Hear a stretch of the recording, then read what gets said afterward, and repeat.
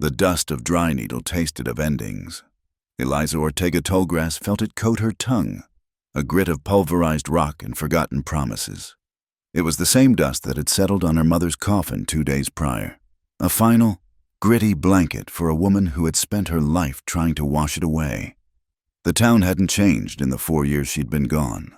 The wind still scraped along the main street, worrying the loose boards of the general store and whistling a lonesome tune through the gallows frame that stood stark against the hard blue sky. Buildings hunched together for comfort, their false fronts peeling like sunburnt skin. The Serpent's Tongue Saloon was already spilling rough laughter into the morning air, a sound that grated on Eliza's raw nerves. She walked with a straightness to her spine that was defiance itself. Her dark hair was pulled back severely, and the locket at her throat, a simple brass oval, felt heavier than it should. It was empty. The key had vanished with her mother. Another small, sharp piece of a life that no longer fit together. Her father, a man who had loved the stubbornness of this land, had left her one thing of value, a deed to a small parcel northeast of town. Not much to look at, he had written in his last letter, but the water there runs deep and true. Like you, Mia. That deep, true water was her future, the only thing that made this bitter homecoming bearable. Her first stop was the temporary county courthouse, a glorified shack smelling of raw pine and nervous sweat. The clerk, a man whose spectacles were thicker than his patience, squinted at her name. Tallgrass, he repeated, his finger tracing a line in the grimy land registry book. He licked his thumb and turned a few stiff pages, the paper crackling in the quiet room. The book itself was a testament to the territory's shaky hold on order. Its corners were worn to a soft fuzz. The ink in some entries faded to a ghostly brown. He stopped, his finger jabbing at a recent entry. "Here it is," he said, a note of finality in his voice. "Tallgrass property. Transferred." Transferred, Eliza's voice was steady, a skill honed by years of managing flighty livestock and calming spooked horses. To whom? He swung the heavy book around for her to see. The scrawled entry was stark. The land, her land, with its precious water, now belonged to Lillian Whitcomb. The transfer was legitimized by a power of attorney, signed by her mother and witnessed by none other than Judge Alastair Whitcomb himself, Lillian's father. Eliza felt a cold knot tighten in her stomach. A power of attorney, her mother, even in her fog of grief and laudanum, would never have signed away the one thing her first husband had left her daughter. She stared at the signature. It was a close imitation, but it lacked the familiar, decisive flourish at the end. It was a forgery, and Judge Whitcomb, the man who preached law and order from his pulpit every Sunday, had stamped his approval on it. A cold rage, clean and sharp as a shard of ice, began to form in Eliza's chest. She traced the frayed edge of the page. The law could be bent, she saw now, its corners worn down until the truth fell right out. And to make the betrayal complete, a fresh rumor she'd heard at the post office now clicked into place. Lillian, her pretty, favored, younger stepsister, was to be engaged. The groom was Ephraim Pike, a man who collected gold claims the way a buzzard collects carcasses, a man whose ambition was as vast and sterile as the salt flats. Pike would have a use for land with a spring. He could wash his ore, water his men, and choke the life out of every smaller rancher for miles. The auction was already underway when Eliza arrived back at the small adobe house she had once called home. Her mother's possessions, what few were left after the debts were tallied, were being sold off on the porch. A small crowd of townsfolk had gathered, their faces a mixture of pity, curiosity, and morbid satisfaction. Sheriff Avila, a weary man who seemed permanently stooped by the weight of his badge, was overseeing the proceedings. Ephraim Pike stood near the front, looking proprietary, his thumbs hooked in his waistcoat. Beside him, Lillian was a vision in pale blue, her golden hair catching the sunlight, her face a perfect mask of gentle sorrow. Eliza pushed through the crowd, her gaze fixed on her stepsister. The small talk withered as she passed.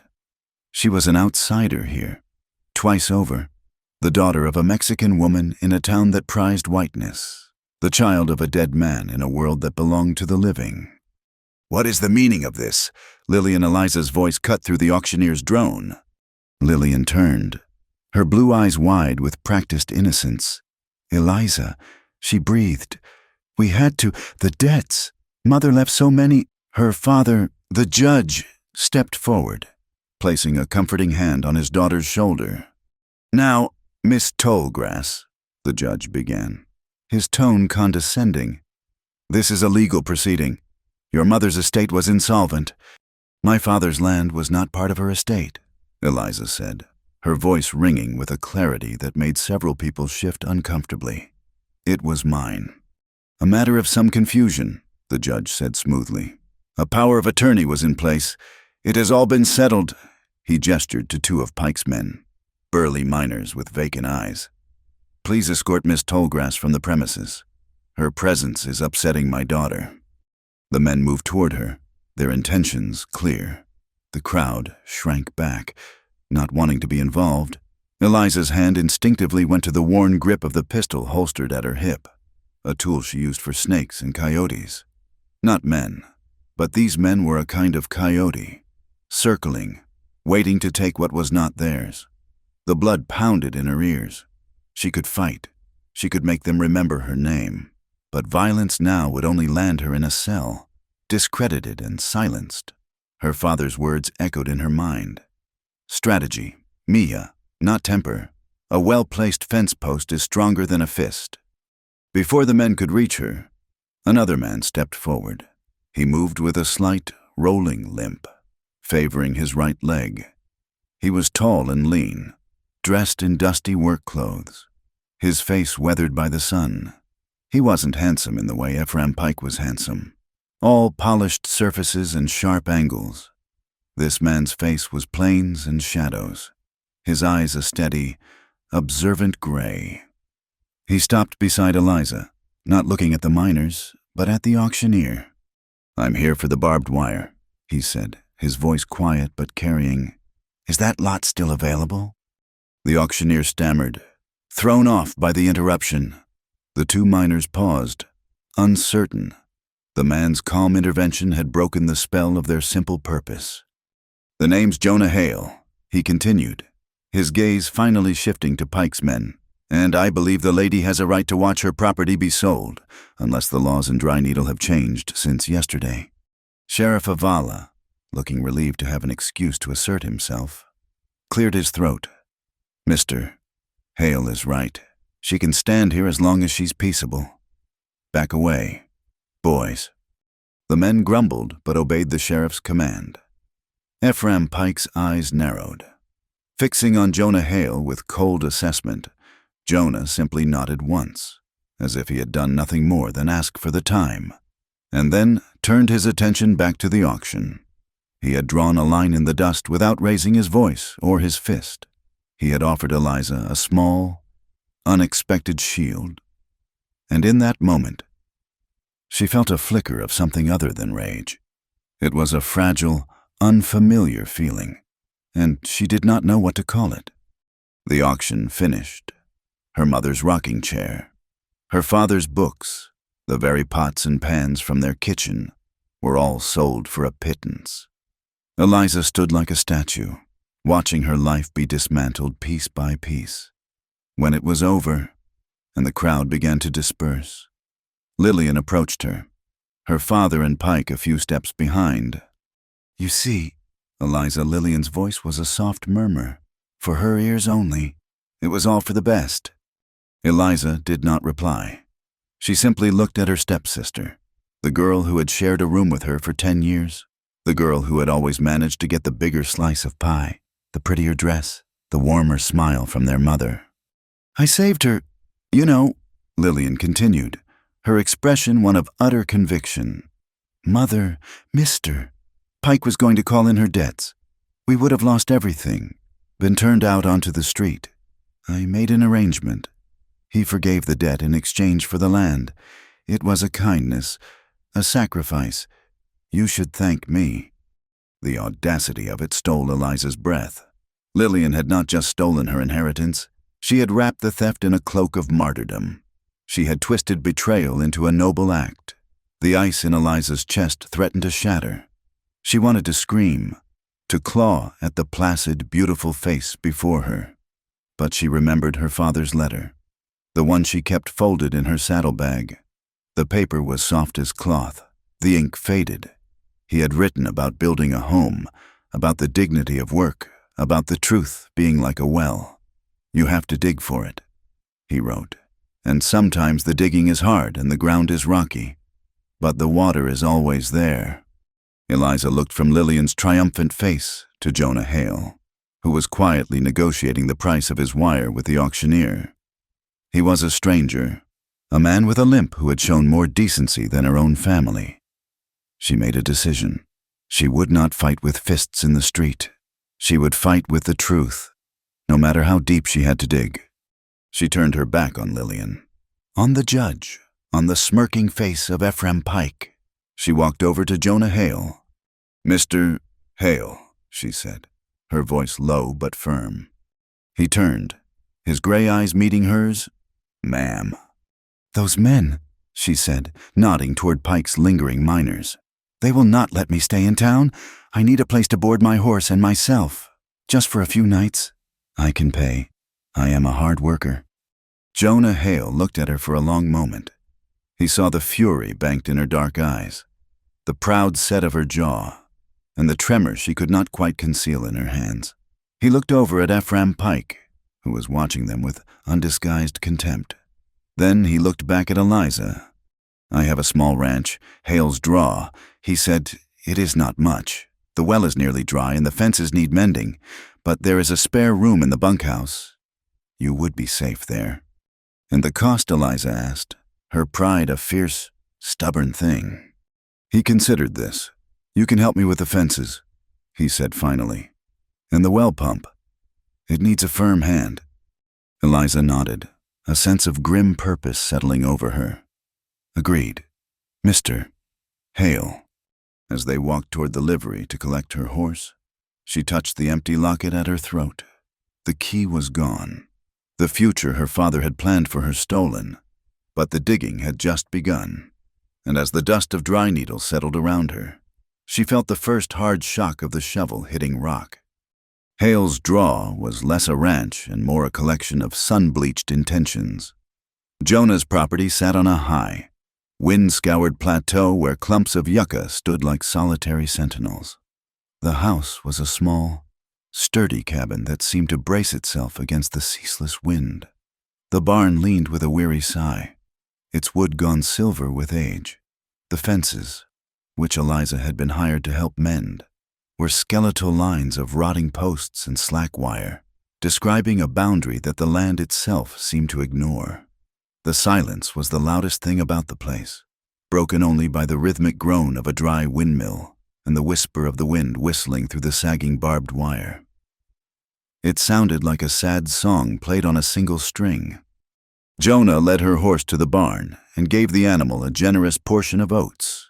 He moved with an economy of motion that disguised his limp, a quiet competence that Eliza found herself respecting.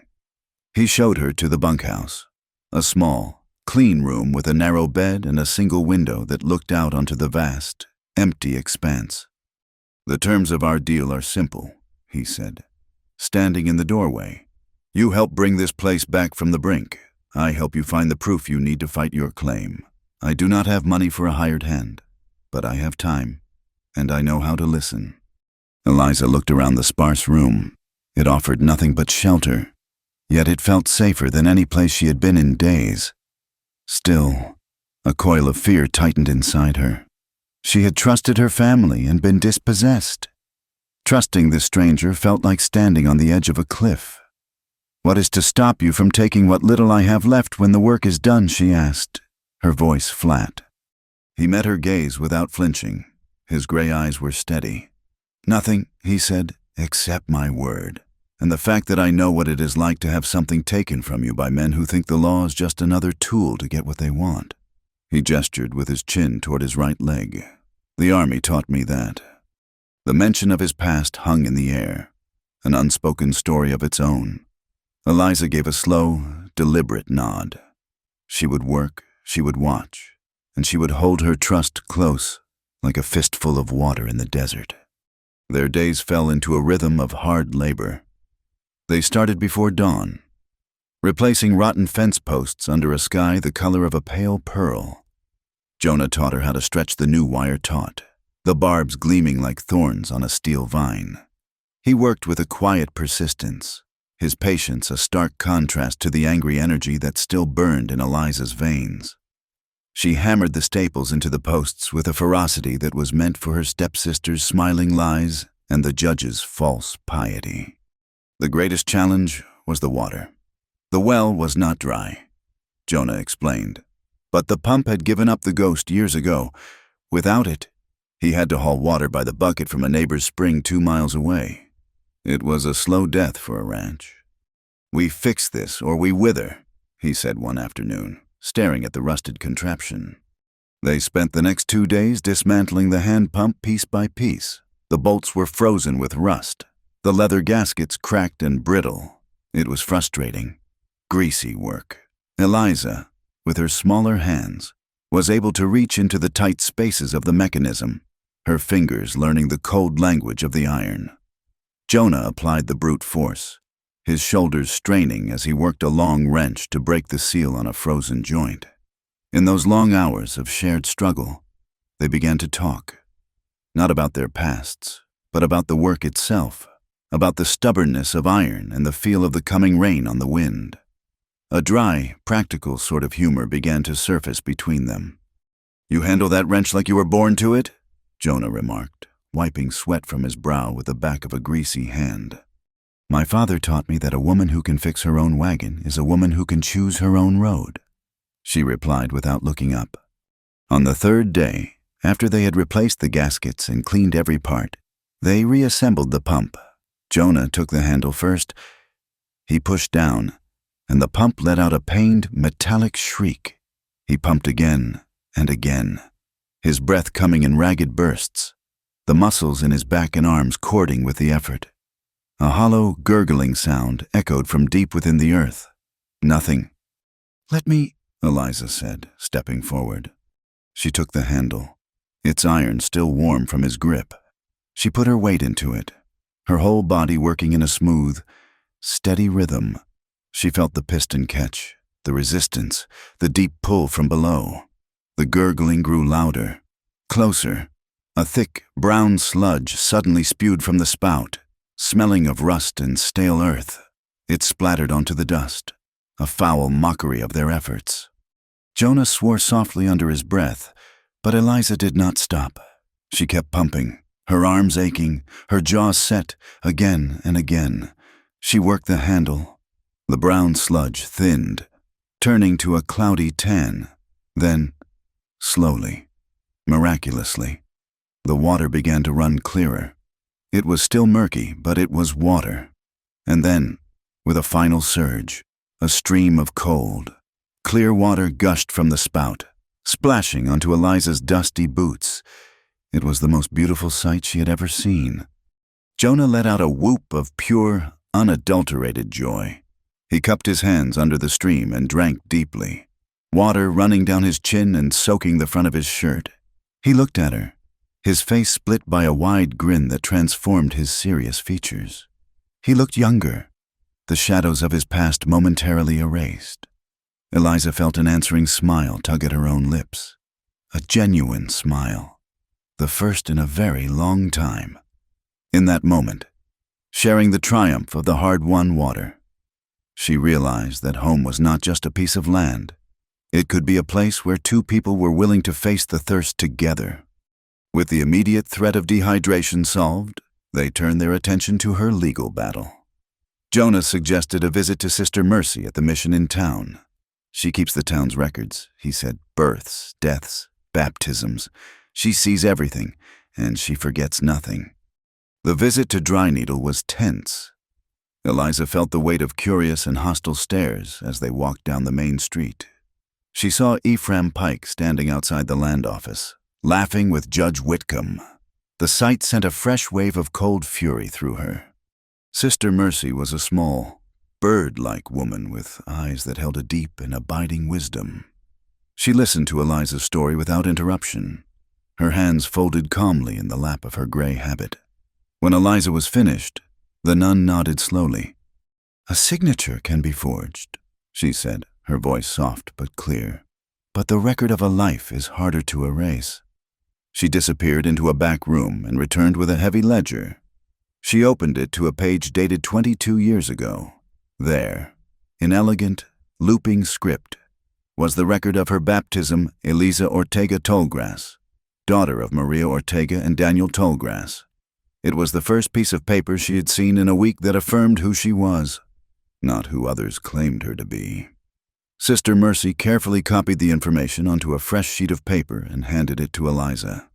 "This proves you are your father's daughter," the nun said, "but it does not prove his intention for the land. For that, you need something more. Daniel, your father, he was a meticulous man. He paid his property taxes the day they were due. Every year, he always used a man named Silas Crow to deliver the payment and bring back the receipt. Silas is a hunter, a scout. He lives in the high country now, but he was your father's most trusted messenger. If anyone has a receipt with your father's true signature from last year, it would be him." The name, Silas Crow, was a key, a solid thing to hold on to, a direction. Hope, Eliza realized, was a map. They returned to Hale's Draw with a renewed sense of purpose. They had a goal now, a destination. That night, a profound exhaustion settled over Eliza. The kind that comes after a battle is won, even a small one. She fell asleep listening to the wind, which no longer sounded quite so lonesome. She was woken hours later by a different sound, a frantic whinnying from the barn, and something else, the acrid smell of smoke. Jonah was already out of the cabin, a rifle in his hands, his limp more pronounced in his haste. Eliza grabbed her own pistol and ran to his side. An orange light flickered from inside the barn, casting dancing, monstrous shadows against the walls. Someone had thrown a torch into the hayloft. "Stay here," Jonah commanded, his voice a low growl. But Eliza was already moving. She circled around the side of the barn, keeping to the shadows. She saw them then. 3 men, their faces masked by bandanas. One was holding a second torch, ready to throw it onto the roof of the small cabin. It was one of Pike's men, the same one who had tried to eject her from the auction. She did not hesitate. She raised her pistol, took a steady aim not at the man, but at the hat on his head, and fired. The shot cracked through the night, loud and sharp. The man's hat flew from his head as if kicked by an invisible boot. He yelped, dropping the torch and stumbling backward in shock. The other 2 men, startled by the unexpected and accurate resistance, froze for a half-second. It was all Jonah needed. He fired his rifle into the air, and the sound echoed like a cannon blast in the enclosed space of the draw. That was enough for them. The men scrambled for their horses and galloped away into the darkness, leaving the scent of their fear and malice behind.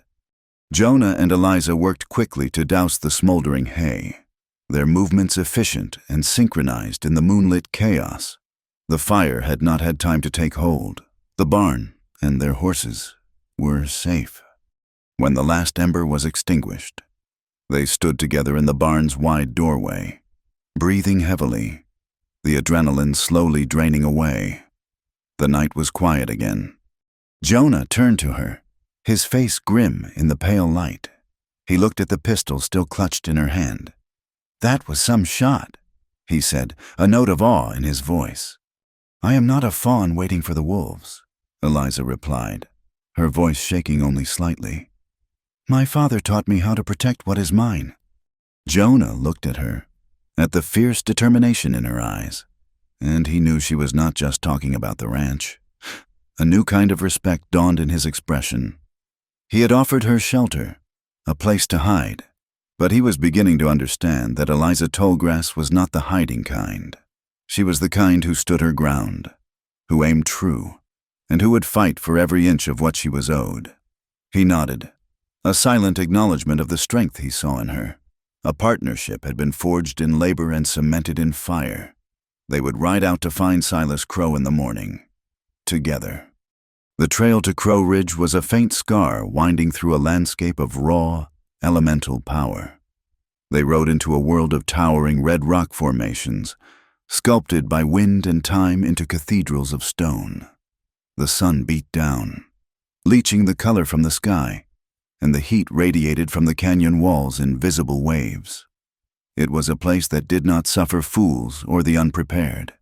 They rode mostly in a comfortable silence, a new understanding passing between them that needed few words. Eliza found herself watching Jonah, the way he read the land, the subtle shift of his weight in the saddle that seemed to anticipate the terrain. He was a part of this harsh country, not a conqueror of it. They found Silas Crow not in a cabin, but in a shelter built seamlessly into the side of a cliff, its entrance almost invisible. He was a man made of leather and smoke, his face a roadmap of a hard life lived outdoors. His eyes, dark and sharp, missed nothing. He listened to Eliza's request, his gaze moving from her to Jonah and back again. He showed no surprise, no pity. Daniel Tallgrass was a good man, Silas said, his voice raspy like stones grinding together. He spoke of you, said you had the heart of a hawk. Let me see your hands. Puzzled, Eliza held them out. They were calloused, scraped from the work on the pump and the fences, her nails broken. Silas nodded, a flicker of something like approval in his eyes. A hawk does not have the hands of a songbird.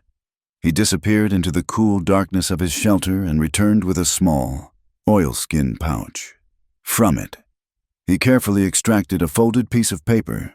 It was a county tax receipt from the previous year, the paper crisp, the ink dark, and at the bottom, a signature, Daniel Tallgrass. It was her father's hand, bold and unmistakable, with the decisive flourish she knew so well. It bore no resemblance to the cramped, hesitant forgery in the county land book.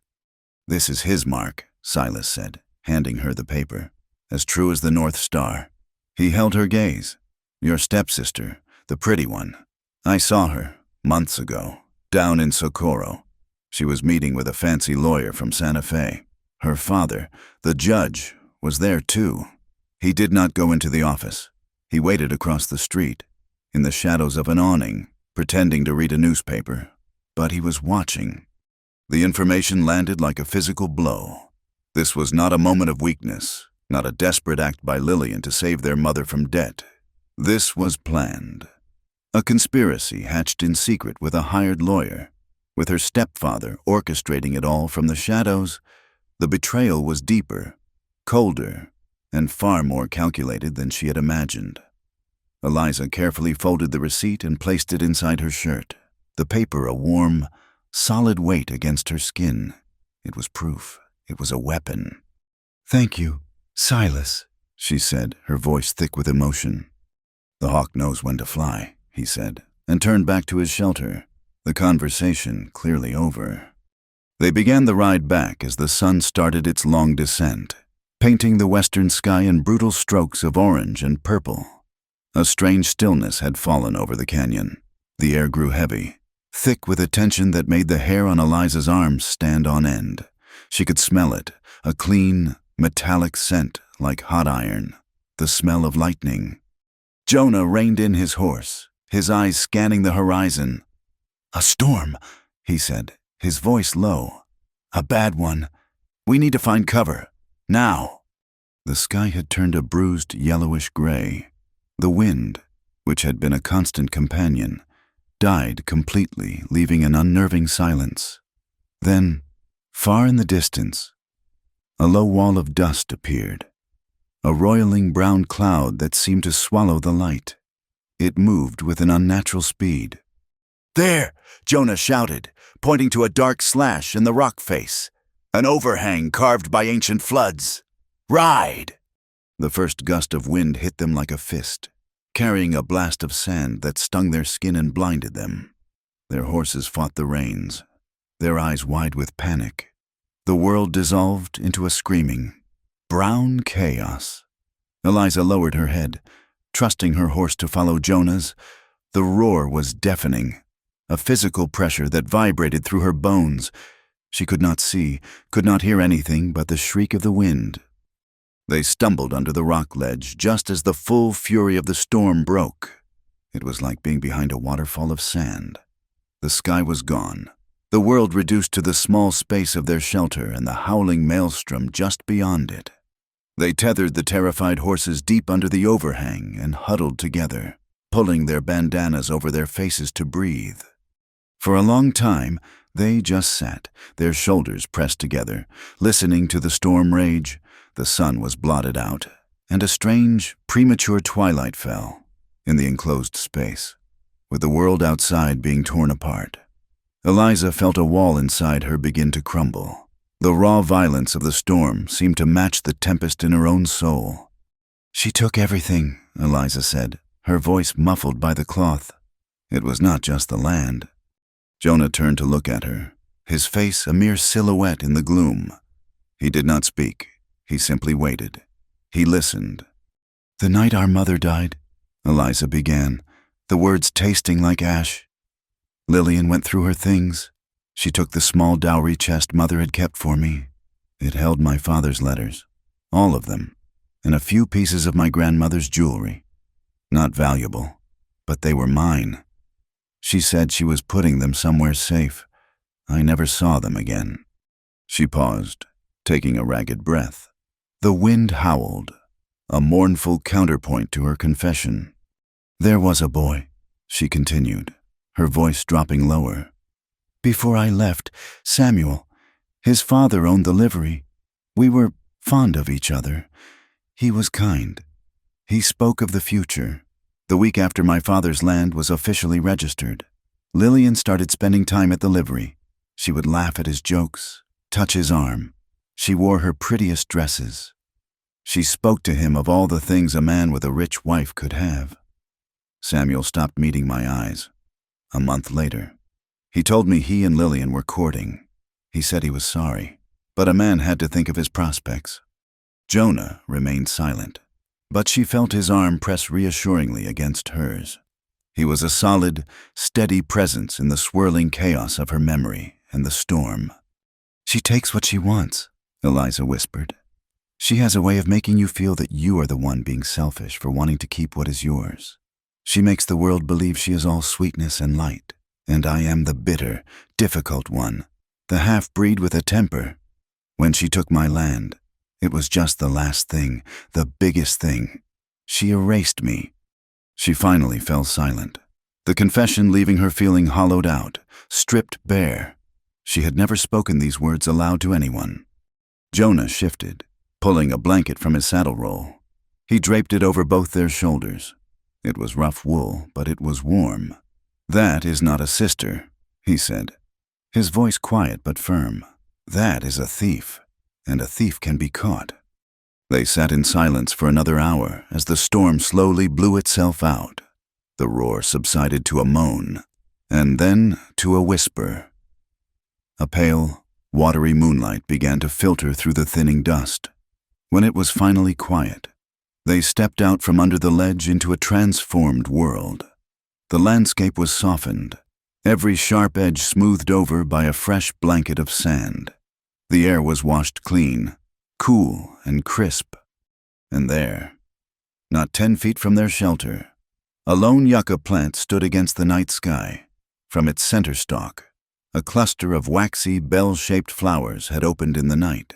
They glowed a ghostly white in the moonlight, their scent a faint, sweet perfume on the clean air, a thing of beauty and fierce, stubborn life, blooming in the wake of the storm, on the harshest of ground. Eliza stared at it, a lump forming in her throat. It was a promise. It was hope. Jonah came to stand beside her.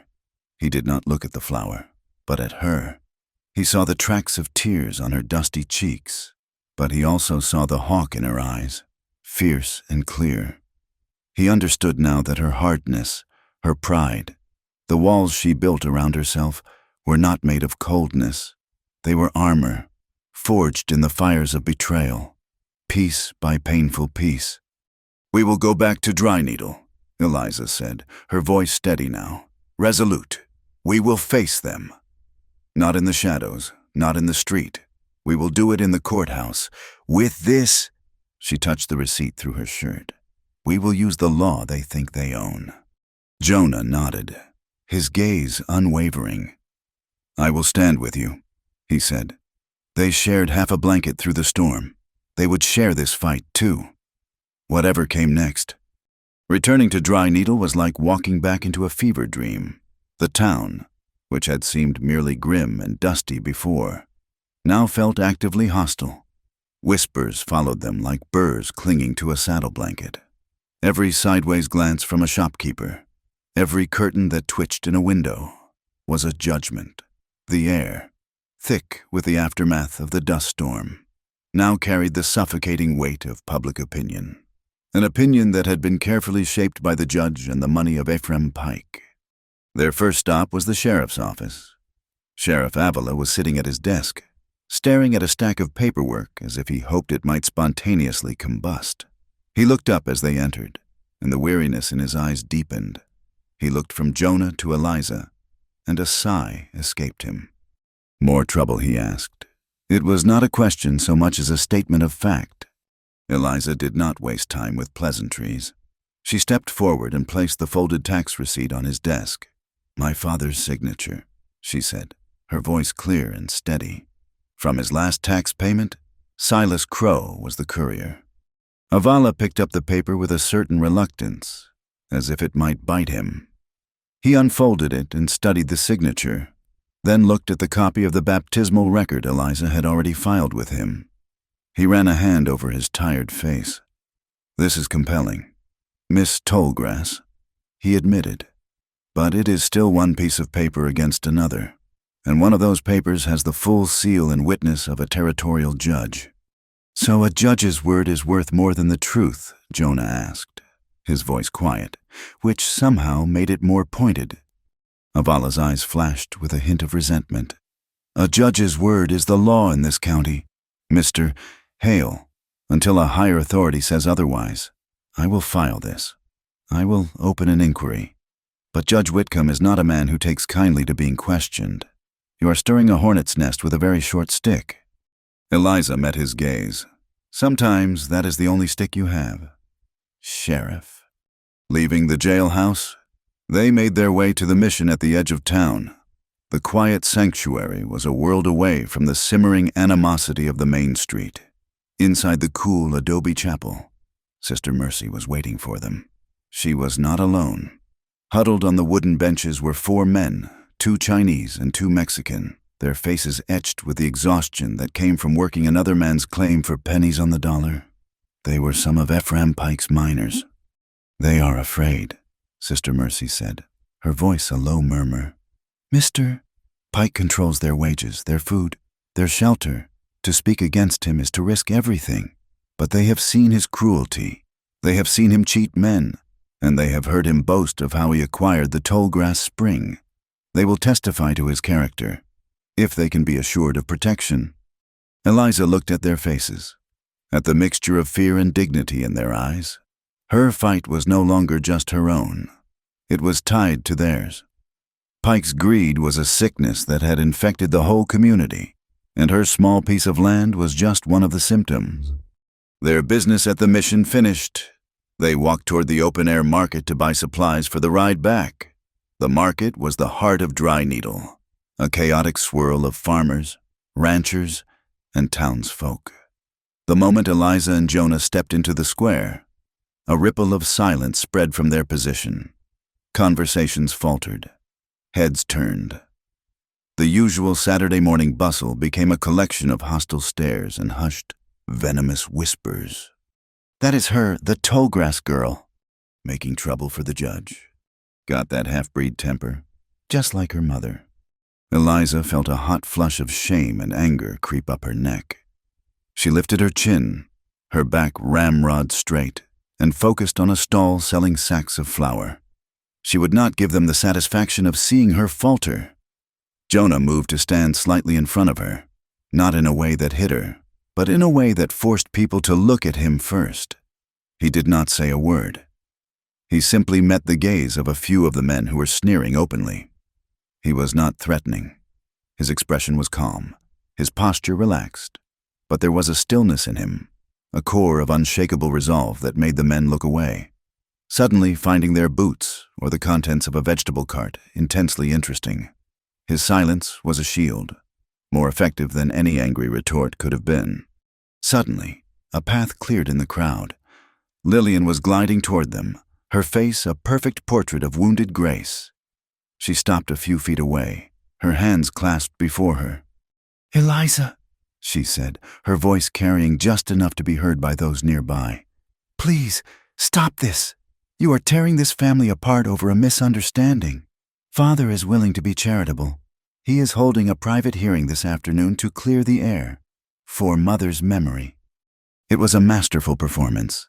She was the victim, the peacemaker, and Eliza was the ungrateful, disruptive shrew. Eliza felt a bitter laugh rise in her throat. A private hearing, not a public trial, an ambush, held on her stepfather's terms, in his domain. "We will be there," Jonah said before Eliza could refuse. They arrived at the courthouse to find a new addition. A fence of new barbed wire had been strung around the small, dusty yard in front of the building. The wire was taut and gleaming, its barbs sharp as daggers. It was a clear and ugly message. This is private property. Justice is fenced in. Trespassers are not welcome. Inside, the room was arranged not like a courtroom, but like an interrogation. Judge Whitcomb sat behind his large desk, a bastion of authority. Ephraim Pike stood beside him, a predator at ease in its territory. Lillian sat in a chair to the side, dabbing at her dry eyes with a lace handkerchief. Judge Whitcomb began without preamble, his voice dripping with condescension.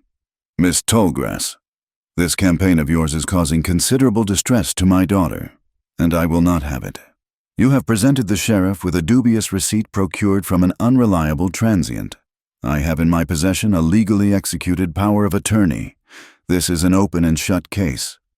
"The power of attorney is a forgery," Eliza stated, her voice echoing slightly in the tense room. The judge actually chuckled, a dry, humorless sound. "My dear girl, do not let your grief cloud your judgment. You are making wild, hysterical accusations. I am giving you one chance to put this foolishness to rest. Withdraw your complaint, and I will be lenient. I will even offer you a small sum, $100, to help you start a new life, somewhere else." Lillian looked up, her blue eyes pleading. "Think of what you are doing. Eliza, if you do not accept this, you will have nothing. You will lose everything." Her words were a threat wrapped in velvet. The arrogance in the room was suffocating. They were so sure of their power, so certain that she could be dismissed and bought off. "The land is mine," Eliza said, her voice low and dangerous, "and I will not be silenced." The judge's face hardened. "Very well. Then you leave me no choice. This hearing is over. You will find that the law has very little patience for troublemakers." They left the courthouse and walked back toward the livery in a grim silence.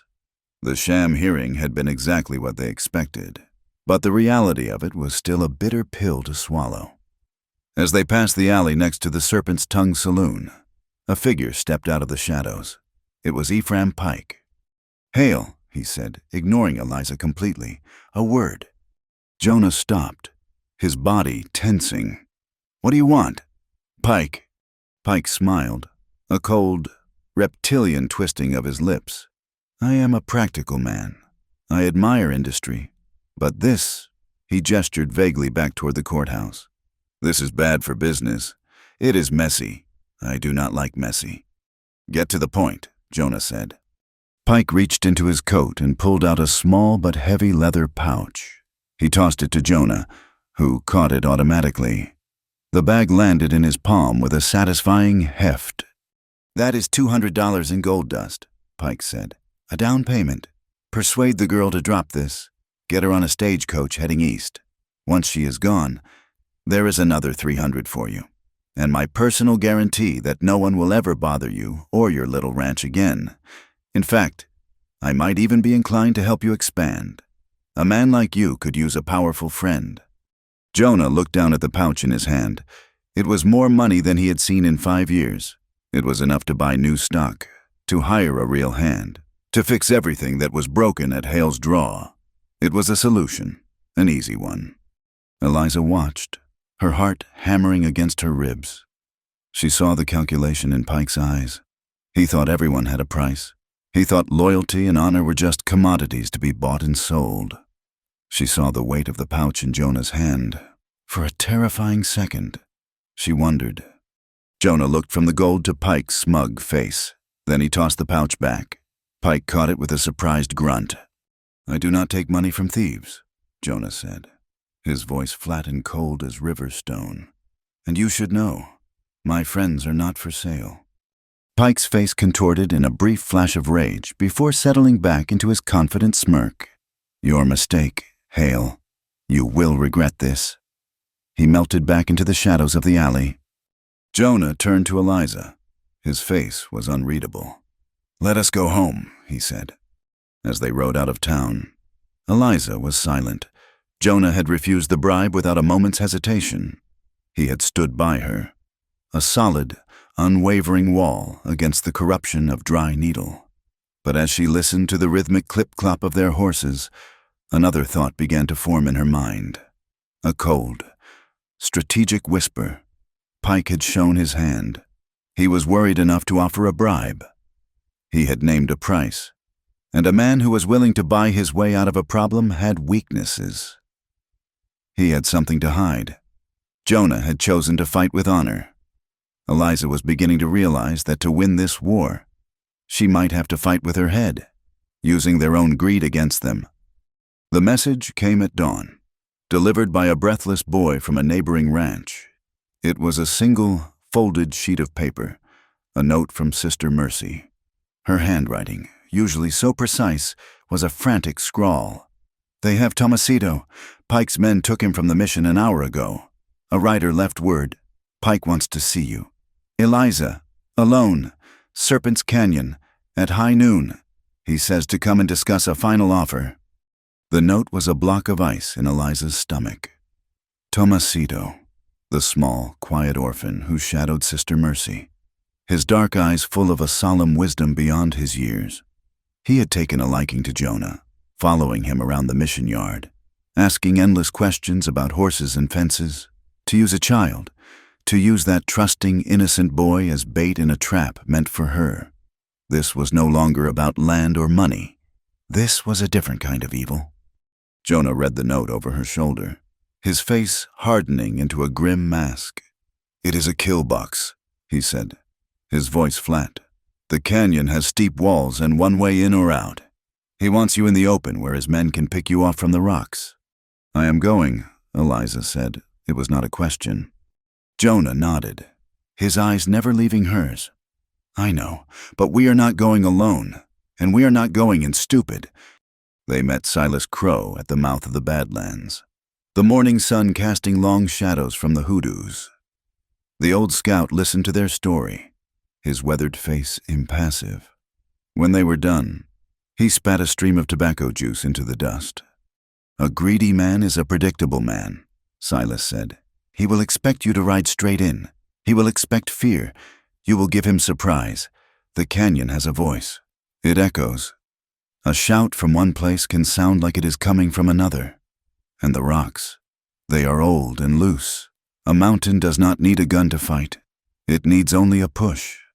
He drew a map in the dirt with a stick, marking a narrow game trail that led to a ridge overlooking the main canyon floor. He showed them a place where a section of the cliff face was little more than a pile of precariously balanced scree. He explained how a single, well-placed rope could bring it all down. "Use the canyon's voice to confuse them," he said, his dark eyes fixed on Eliza, "and use the mountain's fist to strike." He would go no further. This was their fight, but he had given them a chance. He had given them a strategy beyond bullets. The ride to Serpent's Canyon was a silent, tense journey. The sun climbed. a merciless white disk in a bleached blue sky. The heat was a physical weight, pressing down, making the air shimmer. As they neared the canyon mouth, the towering red walls seemed to close in, the silence within them profound and menacing. They tethered their horses in a thicket of mesquite and made their way up the narrow game trail Silas had shown them.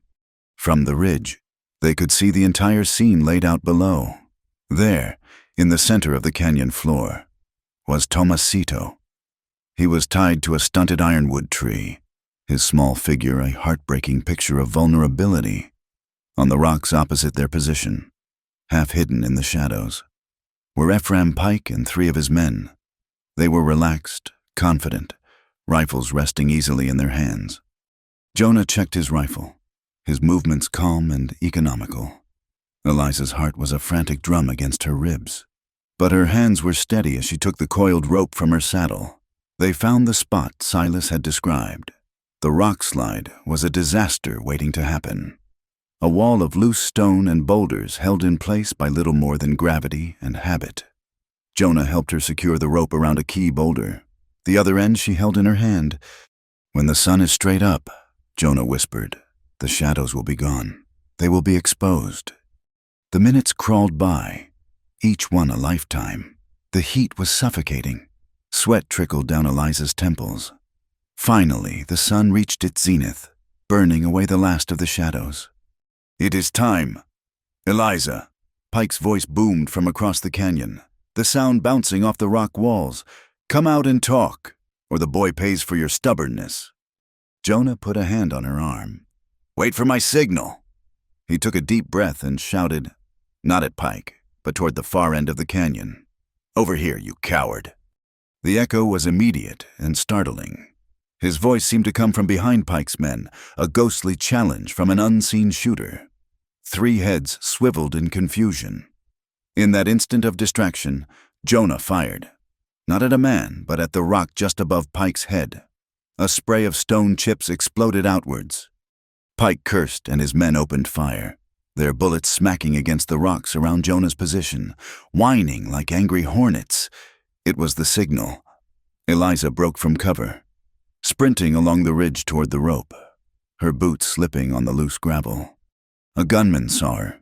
He was younger than the others, his face taut with a mixture of excitement and fear. He raised his rifle, taking aim. Jonah saw the movement. "Eliza," he roared, and threw himself in front of her. The world seemed to slow down. She felt the shove, the hard impact of his body against hers. She heard the crack of the rifle and Jonah's sharp intake of breath. He stumbled, a dark stain blossoming on his left shoulder. He pushed her again. "Go." Adrenaline surged through her, hot and clean, burning away all fear. She reached the rope as one of Pike's men, a big, burly man on a powerful bay horse, spurred his mount and charged across the canyon floor toward Tomasito. She wrapped the rope around her hands, ignoring the burn of the hemp, and pulled with all her strength. For a heart-stopping second, nothing happened. Then a low groan emanated from the cliff face. A single rock dislodged. Then another. The groan became a rumble, a deep, terrifying sound from the belly of the earth. The whole wall of scree began to shift, to slide, a cascade of stone and dust. The man on the horse looked up, his face a mask of disbelief. The horse screamed, rearing in terror as the rock slide crashed down. A wave of earth and stone. It did not bury them, but the ground gave way beneath the horse's hooves. The animal went down with a sickening crack of bone, trapping the rider's leg beneath its great weight. The path was clear. Eliza did not hesitate. She slid down a steep embankment, her hands and knees raw, and ran. The air was thick with dust, the ringing of gunshots momentarily silenced by the roar of the rockfall. She reached Tomasito, her knife flashing as she sliced through the ropes. "Get behind the rocks," she yelled, pushing the terrified boy toward a cluster of boulders. She turned back to the fight. Jonah was crouched behind an outcrop, his rifle still in his hands, but his left arm was hanging uselessly at his side. The gunman whose horse had fallen was pinned and screaming. The young gunman who had shot Jonah was reloading, his hands shaking, and across the canyon, Pike was raising his own rifle, drawing a bead on Jonah's exposed position. Eliza lifted her pistol. Her hand was rock steady. She saw the young gunman, the one who had shot Jonah. He was fumbling with his cartridges, his face pale. She had a clear shot at his chest, a clean shot. Her father's words echoed in her mind. Strategy, not temper. The memory of the stolen letters. The lost love. Her mother's sad decline. All of it coalesced into a single, burning point of rage. She could end him. But as she looked down the barrel of the gun, she saw not just an enemy, but a boy, caught up in something he did not understand. She thought of the law, of the truth on the receipt tucked in her shirt. Justice, not revenge. She shifted her aim. She fired. The bullet struck the gunman's right hand. The rifle clattered to the rocks. The boy stared at his shattered hand, his mouth open in a silent scream of shock and pain. Ephraim, stop! A woman's voice, high and frantic, sliced through the sudden quiet. Everyone froze. Standing on the lip of the canyon, near the trail, was Lillian. Her fine dress was torn and dusty. Her hair had come loose from its pins, and her face was a mess of tears and terror. She must have followed them. "This has gone too far," she shrieked, her voice cracking. "Stop it, all of it!" Pike wheeled on her, his face a thunderous mask of fury. "You foolish girl! What are you doing here? Get out of my sight!" His rage, so much more potent than the empty charm he usually wore, seemed to shatter Lillian completely. She stumbled backward in panic, her arm flailing. It struck a wooden crate that Pike's men had left near the canyon entrance. A small, unlit lantern sitting on the crate tipped over, crashing to the ground. A thin line of oil spilled out. Snaking toward a second crate, this one with a red warning stenciled on its side. Danger! Explosives! One of the gunmen had dropped a lit cigarillo in his haste. The oil slick touched the smoldering tip. A tiny flame flickered to life. Racing along the oil trail like a fiery serpent, Lillian screamed, a sound of pure, mindless terror. The flame reached the crate. The explosion was not a deafening boom, but a sharp, violent crack that ripped the air. Splinters of wood and shards of rock flew in every direction. Pike, standing closest to the blast, was thrown backward, his leg twisting at an unnatural angle. He cried out, a sound of agony and surprise. The remaining gunman, his nerve completely broken, grabbed the wounded Pike, dragging him toward the horses. They scrambled away, firing a few wild, unaimed shots back into the canyon before disappearing from view. Silence fell, thick and absolute, broken only by the whimpering of the boy with the shattered hand and the groans of the man trapped beneath his horse. The air smelled of gunpowder, dust, and ozone. It was over. Eliza ran to Jonah. He was leaning against a rock, his face pale, his teeth gritted against the pain. Tomasito was huddled behind him, crying silently. She knelt, her hands surprisingly gentle as she tore a strip of cloth from her petticoat. "Let me see." He grimaced as she eased the bloody shirt away from the wound. "It is just a graze," he said. His voice strained. It went clean through the muscle. She worked quickly, her fingers deft and sure as she cleaned the wound with water from her canteen and bound it tightly. He watched her, his gray eyes dark with pain but also with something else. A profound respect, a dawning wonder. When she was finished, she looked up, her gaze meeting his. They were alive, battered, bleeding, but alive.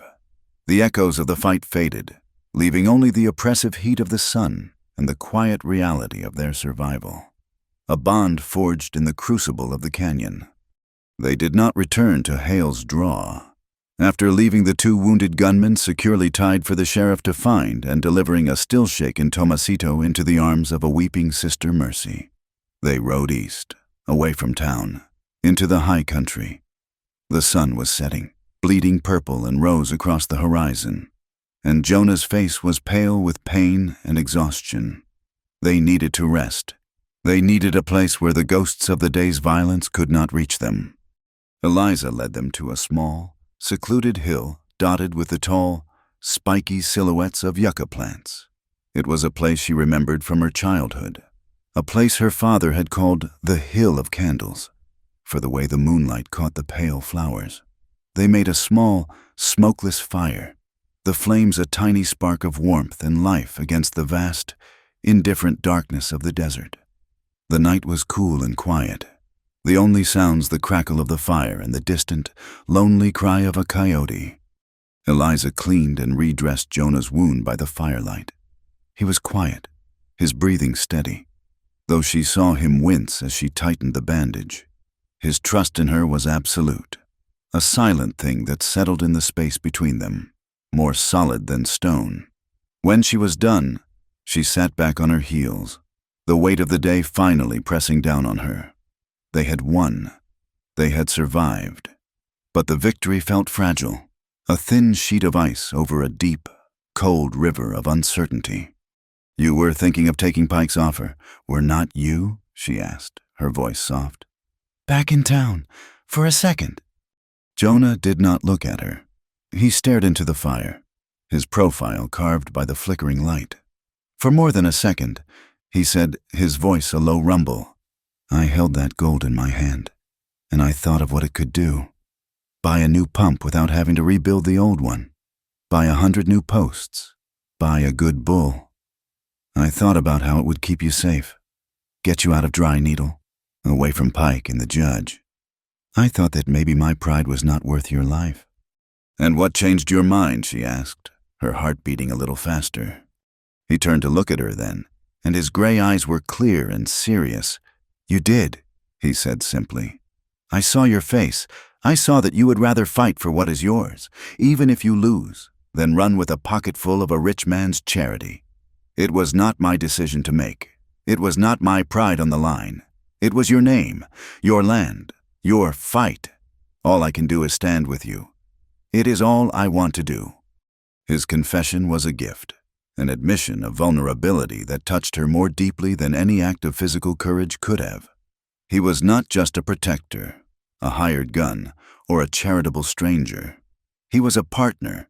He saw her, not as a woman to be saved, but as a person whose choices deserved respect. He reached into his saddlebag and pulled out a small, cloth-wrapped object. "I bought this a while ago," he said, his voice a little hesitant. "After that first day, at the auction, I was not sure when to give it to you." He unwrapped the cloth. Lying in his calloused palm was a locket. It was not brass like her old one, but polished silver, shaped like an oval, simple and elegant. It gleamed in the firelight, a cool drop of moonlight in his hand. Eliza said nothing, a knot of emotion tightening in her throat. "It is empty," he said, as if apologizing. He turned it over. On the back, in fine, clear script, were engraved 2 words Ortega Tollgrass. He had spelled it right. He had included her mother's name, the part of her that the town, and her own stepfather, had always tried to ignore or erase. It was her full name, her true name. "The key is not lost, Eliza," he said softly, his gaze holding hers. "The key is your own voice, your own name. This is just a place to keep it safe until you are ready to fill it with whatever you want." Eliza took the locket. The silver was cool and heavy in her hand. She thought of everything that had been taken from her. The letters, the jewelry, the land, the very story of who she was. She looked at Jonah, at his tired, honest face, at the wound he had taken for her, at the quiet strength that radiated from him like the warmth from the fire. The words came unbidden, a quiet summary of her entire life, spoken into the vast, listening night. Her stepsister took everything. She said, her voice a near whisper, trembling but clear. Jonah reached out and his fingers gently closed over hers, his hand covering the locket. He did not miss a beat. His response was as soft as a prayer, a quiet amendment to the painful truth. But fate sent her a gentleman who gave her more than gold. The words hung in the air. settling over her like the warmth of a blanket. He had not denied her loss, but he had given it a new ending. He had given her a future to place alongside her past. Tears she had refused to shed for her mother, for her land, for herself, now welled in her eyes. She did not let them fall. She simply looked at him, and the entire world seemed to shrink to the small, safe space around their fire. She leaned forward, and he met her halfway. Their first kiss was not a firestorm of passion, but a slow, hesitant press of lips, as tentative and quiet as the night itself. It was clumsy and gentle and profoundly real. It tasted of dust and smoke and the faint, sweet scent of the yucca blossoms that glowed like pale candles all around them on the hill. When they parted, she rested her forehead against his, her hand still enclosed in his. The silver locket was a warm spot between their palms. "You kiss as clumsily as you build a fence," she murmured, a smile in her voice. He chuckled, a low, warm sound. "Good, then it means I am being honest." They sat like that for a long time, their shoulders touching, their hands intertwined, the fire burning low. They spoke in whispers, not of the fight that was to come, but of small things, of the stars, of the sound of the wind, of the first horse he had ever owned. It was a fragile truce with the world, a stolen moment of peace. "If tomorrow is another storm," he said into the quiet, "tonight let there be peace." Their peace was interrupted by the sound of an approaching rider. They both stiffened, their hands going for their weapons. The brief intimacy shattered, but the figure that emerged into the firelight was small and familiar, wrapped in a gray shawl. It was Sister Mercy, her face drawn with exhaustion but her eyes bright with an urgent energy. "I had to find you," she said, her voice breathless. "I knew you would not be in town. A courier came from Prescott an hour after you left. A circuit judge, a federal judge, is on his way to Dry Needle. He is coming to oversee a land dispute case for the railroad, but he has been empowered by the territorial governor to hear any and all pressing civil matters. He will be here in 2 days. She looked directly at Eliza, her gaze intense. "This is your chance.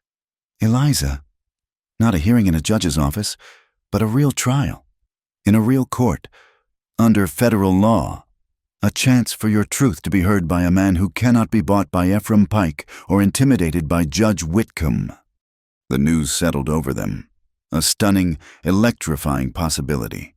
The fight in the canyon had been a battle for survival.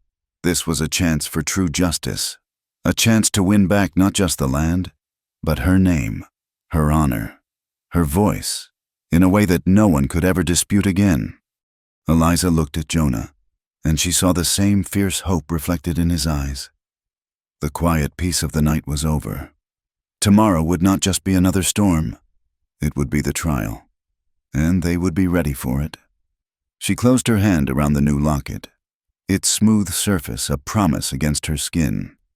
It was still empty, but she knew now, with a certainty that was as bright and clear as the desert stars, what she was going to fill it with. The temporary courthouse in Dry Needle had been transformed.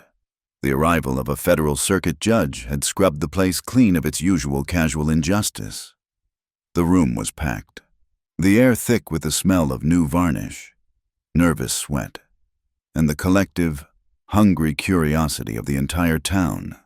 Every bench was filled, and people stood 3 deep along the back wall. On a raised platform sat Judge Sterling, a man whose stern, unreadable face and neat gray beard seemed impervious to the heat and the tension. This was not Judge Whitcomb's cozy kingdom. This was the long, impartial arm of the United States law, and its grip felt cold and absolute. Eliza sat at a small table at the front, Jonah beside her. He was not her lawyer, but her presence, a quiet, solid anchor in the swirling sea of hostile faces.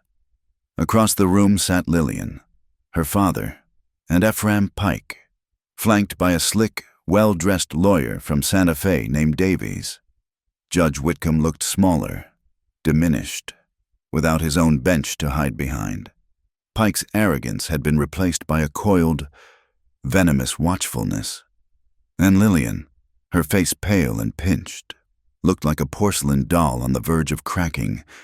The trial began with a dry recitation of the claim. Mr. Davies, the Santa Fe lawyer, spoke first. His voice was smooth as oiled leather. He painted a picture of a grieving, unstable young woman, Eliza, lashing out at her benevolent family, manipulated by a disgruntled drifter, Jonah Hale. He dismissed the tax receipt as a meaningless scrap of paper and the baptismal record as irrelevant. "Your Honor," he concluded with a dismissive wave of his hand, "this is not a legal dispute.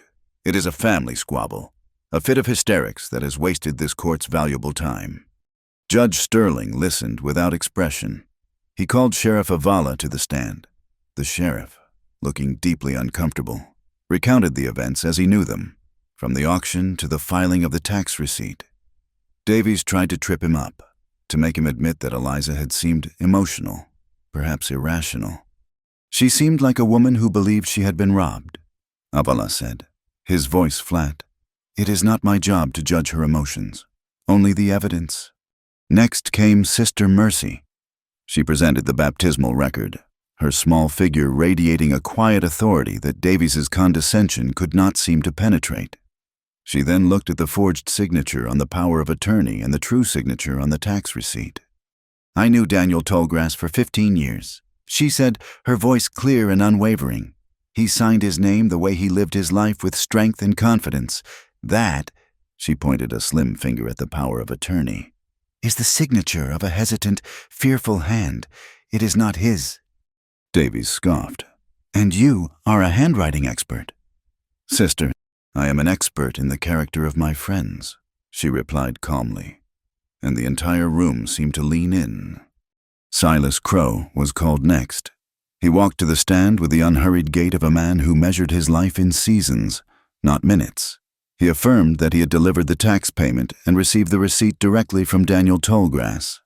Davies attempted to discredit him, sneering at his buckskins and his solitary life. "So you are a man with no fixed address, no formal employment, a vagrant, in essence," Davies asked. A murmur of amusement rippled through the crowd when Jonah, sitting in the front row, was heard to remark to his neighbor just loudly enough to be overheard. A vagrant who could track a whisper in a dust storm. Davies would get lost on the way to his own outhouse. The lawyer's face flushed a dull red as a few stifled chuckles broke the tension. "My address is the territory of Arizona," Silas said, ignoring the lawyer and speaking directly to Judge Sterling. "And I was employed by Mr. Tallgrass. My work was to be reliable.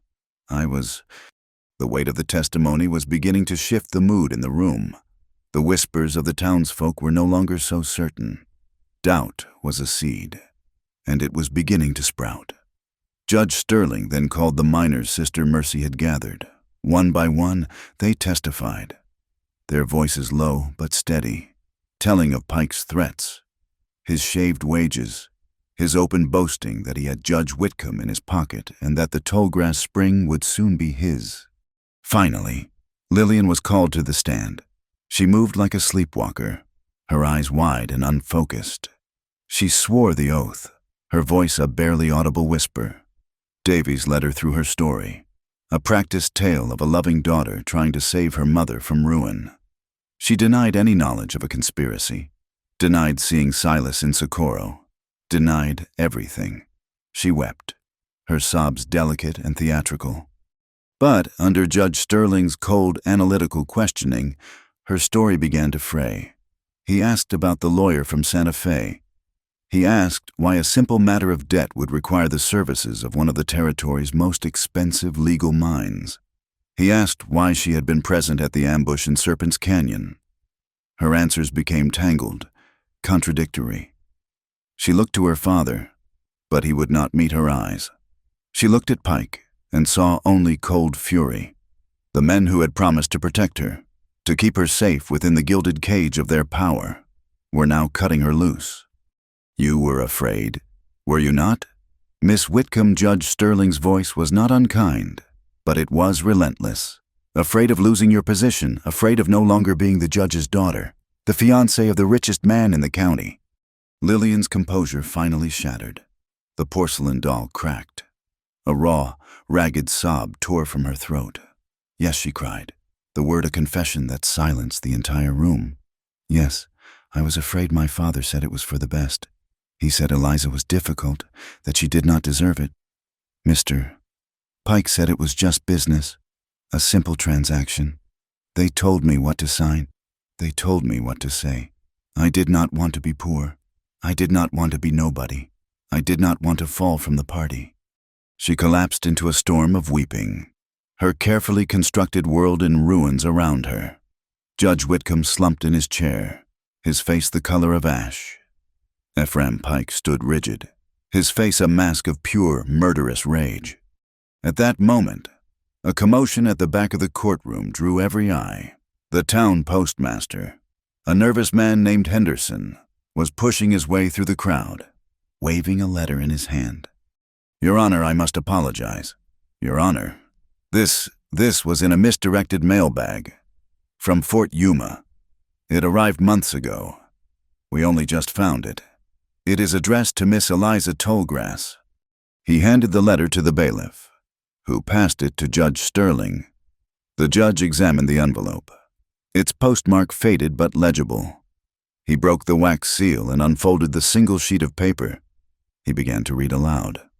My dearest Eliza, the letter began, and Eliza felt a jolt, as if her father were in the room.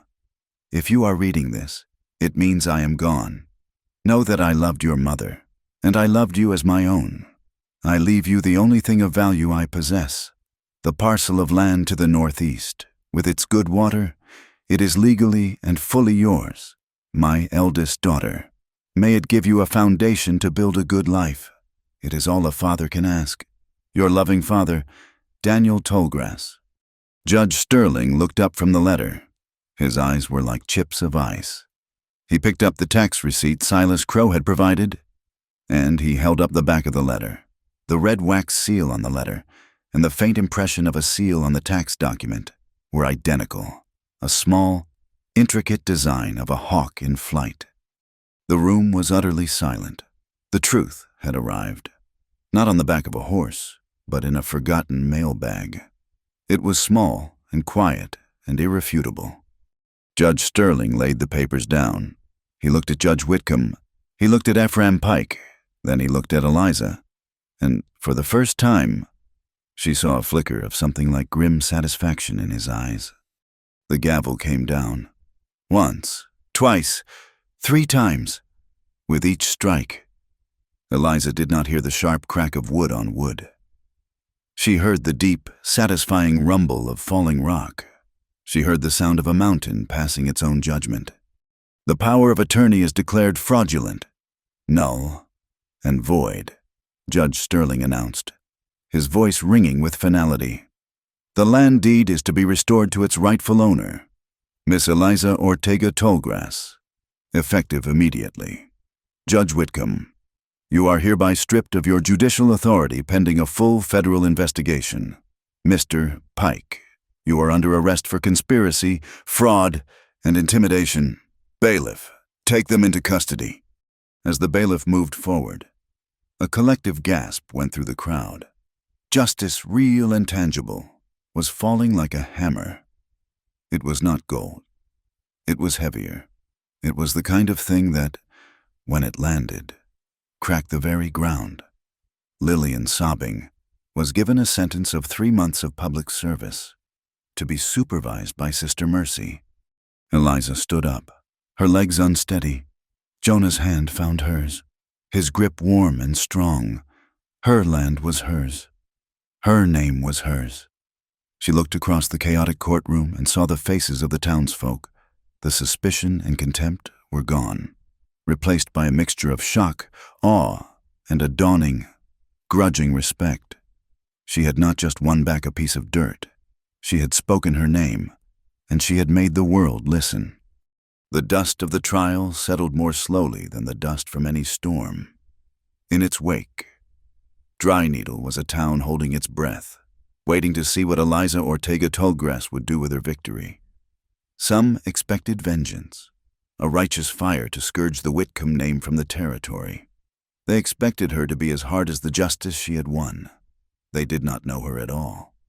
She did not force Lillian from town. Instead, she found her one afternoon at the mission, scrubbing floors under the watchful eye of Sister Mercy. Lillian did not look up as Eliza approached, her shoulders hunched in shame. "I do not expect you to forgive me," Lillian whispered to the wet floorboards. "Forgiveness is not a debt to be paid," Eliza said, her voice quiet. "It is just a space you make. I am making mine. You should work on making yours."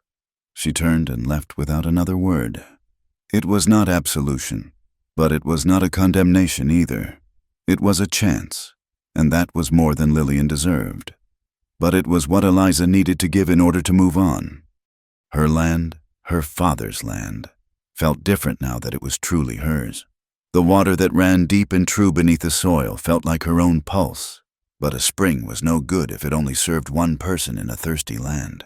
With Jonah at her side, she drew up a plan. She went to the miners, the men left jobless and adrift by Pike's arrest. She offered them fair wages, a share of the water, and a chance to build something instead of just taking from the earth.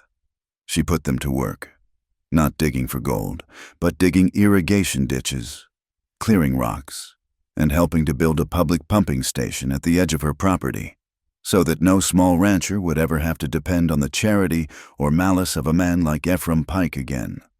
The change in the town was slow, but it was as steady as the turning of the seasons. The whispers that had once followed Eliza down the street were replaced by nods of respect. The barbed wire fence around her property, the one Jonah had helped her build, no longer sounded like a mournful song in the wind. With new posts and taut wire, the wind made a low, pleasant hum as it passed through, a sound that was less a warning and more a quiet song of belonging.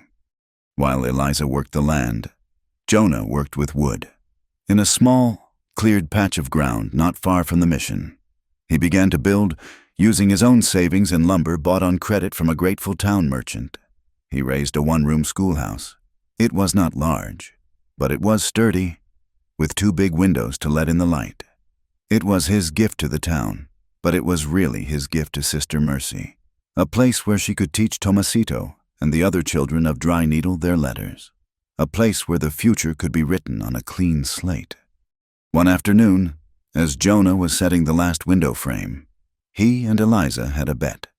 He wagered a week's mending that he could build a dead-straight 50-foot fence line by eye alone. Eliza, knowing his eye was true but that the land itself was deceptive, bet him a home-cooked meal that he would be off by at least an inch. When they stretched the string line at the end of the day, it revealed a gentle, almost imperceptible bow in the middle of Jonah's fence. He looked at the string, then at his handiwork, and a slow, grudging smile spread across his face. "Well," he said, running a hand through his hair, "I guess it proves I am still being honest, just a little crookedly." That evening, Silas Crow appeared as quietly as he had vanished. He rode up to the small cabin at Hale's Draw, which was now more Eliza's home than his. He did not dismount. He simply looked at the new ditches, at the distant frame of the schoolhouse, at the taut new fences.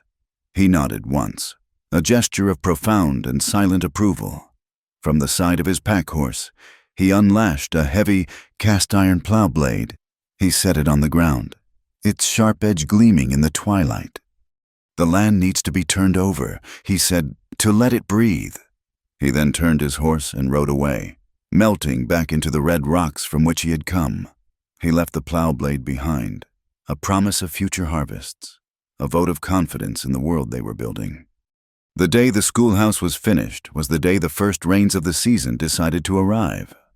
The opening was to be a small celebration, a gathering of the miners and their families, of Sister Mercy and her pupils. As the sun began to set, the sky turned a deep, bruised purple, the color of a healing wound. A cool wind kicked up, carrying the smell of rain and wet earth. Eliza and Jonah stood on the porch of the new schoolhouse, watching the clouds roll in. The celebration would have to wait. They walked together, hand in hand, Through the growing dusk to Eliza's land, the wind was picking up, and the new barbed wire fence was singing its round, full song. They reached the new pump just as the first fat drops of rain began to fall. It was a sturdy iron machine, a testament to the hard work of the past few months. Eliza put her hand on the cold iron handle, the handle she had once fought to bring water from Jonah's well. "Do you ever miss it?" she asked. "The quiet before I came." Jonah was quiet for a long moment, the rain starting to darken his shirt. "I did not know it was quiet," he said, his voice a low murmur against the rising sound of the rain, "until I heard your voice." The fear she had carried for so long, the fear of trusting, of being tied down, of having something precious to lose again, seemed to dissolve in the cool rain. She had fought for a piece of land, but she had found a home, not in the dirt, but in the steadfast presence of the man standing beside her. She took off the silver locket he had given her. It was still empty. She opened it and, taking a tiny piece of folded paper from her pocket, she placed it inside. On the paper, in her own clear hand, was written a new name, Hale Tallgrass. She snapped the locket shut and put it back around her neck. The rain was coming down in earnest now. A cleansing, life-giving torrent. The ditches they had dug began to fill. The thirsty land drank deeply. From the pump, there came a low, gurgling sound as the rising water table pushed the air from the pipes. The handle gave a sudden lurch, and then, with a sound like a deep, satisfying sigh, a stream of clear, fresh water began to pour from the spout, joining the rain, washing the dust from the earth. Hope was no longer just a trickle. It was a steady, reliable flow. A few days later, a small, unmarked package arrived for Eliza at the post office. There was no return address. Inside, nestled in a bed of cotton, was a small, ornate brass key. It was the key to her old locket, the one her mother had kept. There was no note, but Eliza knew. It was from Lillian. An apology, a surrender, a final, quiet letting go. Eliza held the old key in her palm. It represented a past full of loss and betrayal. She looked at the new silver locket at her throat, the one that held her future, on a whim. She took the old key and inserted it into the lock of the new locket. There was a soft, metallic click. It turned smoothly, perfectly. It fit. A slow smile spread across her face as she locked it, securing the promise within. "It fits," she whispered to herself, the rain-swept wind carrying the words away. "It fits as perfectly as speaking my own name." Thank you for listening to our story. Please comment where you are listening from so we can all connect and share our thoughts. And do not forget to subscribe to my channel Wild West Night, like the video, and support us further by pressing the hype button so this story can be heard by more people.